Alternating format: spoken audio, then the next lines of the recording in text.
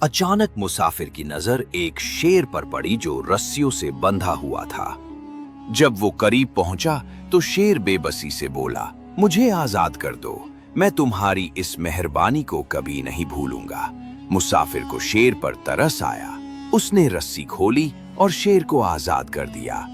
कुछ दिन बाद जब मुसाफिर बैठा आराम कर रहा था, अचानक वही शेर वहां आ गया और गहरी नजरों से उसे घूरने लगा। मुसाफिर ने चौंक कर पूछा, क्या हुआ, तुम मुझे इस तरह क्यों देख रहे हो? शेर बोला, मेरी फितरत है शिकार करना और इस वक्त तुम मेरे लिए सबसे आसान शिकार हो। मुसाफिर ने हैरानी से कहा, मैंने तुम्हें बचाया, तुम्हें नई जिंदगी दी और अब तुम मुझे ही खाना चाहते हो। बात बढ़ गई तो दोनों ने फैसला किया कि किसी तीसरे से इंसाफ लिया जाए।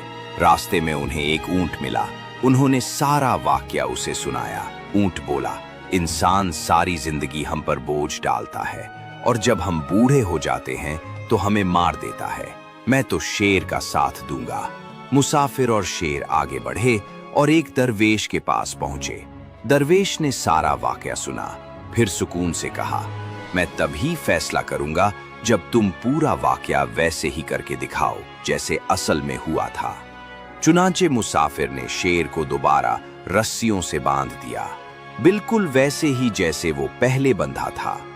दरवेश मुस्कुराया और कहा, बस फैसला हो गया, नेकी हर जगह नहीं की जाती और जो आजाद होकर काटने लगे उसे दोबारा बांध देना ही समझदारी है। एक दरवेश को जब भी भूख लगती थी, खाना अपने आप उसके सामने आ जाता था। वह शुक्र अदा करके खा लेता और बाकी दिन इबादत में गुजार देता। एक दिन सुबह जब वह जागा तो हैरान रह गया कि आज खाने के लिए कुछ भी मौजूद नहीं था। उसने दिल में सोचा, शायद थोड़ी देर में आ जाएगा। वह इंतजार करता रहा, भूख बढ़ती गई मगर खाना नहीं आया। आखिर उसका सब्र जवाब दे गया और वह खाने की तलाश में निकल पड़ा। चलते चलते वह एक यहूदी के घर पहुंचा और अदब से बोला, क्या मुझे थोड़ा सा खाना मिल सकता है? यहूदी को उस पर तरस आ गया और उसने 2 रोटियां दे दी। दरवेश शुक्रगुजारी के साथ वापस चल पड़ा। रास्ते में यहूदी का कुत्ता उसके पीछे लग गया और जोर जोर से भौंकने लगा। दरवेश ने एक रोटी उसकी तरफ फेंक दी, कुत्ते ने तुरंत उठाकर खा ली। जैसे ही वह आगे बढ़ा, कुत्ता फिर भौंकने लगा। मजबूर होकर दरवेश ने दूसरी रोटी भी उसकी तरफ फेंक दी। कुत्ते ने वह भी खा ली, लेकिन फिर भी पीछे आकर भौंकने लगा। गुस्से में दरवेश बोला, ऐ बेशर्म कुत्ते, तेरे मालिक के घर से मुझे 2 रोटियां मिली थी, मैंने दोनों तुझे दे दी, फिर भी तू मुझ पर भौंक रहा है। यह सुनते ही कुत्ता बोल उठा, बेशर्म, मैं नहीं तुम हो, मैं 2 दिन से भूखा हूँ। मेरा मालिक कभी समय पर खाना नहीं देता, फिर भी मैं उसका दरवाजा छोड़कर किसी दूसरे के दरवाजे पर नहीं जाता। और तू कैसा अपने मालिक का वफादार है कि तुम्हें सिर्फ एक दिन खाना न मिला तो फौरन दूसरे के दरवाजे पर मांगने जा पहुंचे। ये सुनकर दरवेश का दिल कांप उठा। जब वह अपने ठिकाने पर वापस लौटा तो उसका खाना उसके सामने रखा था।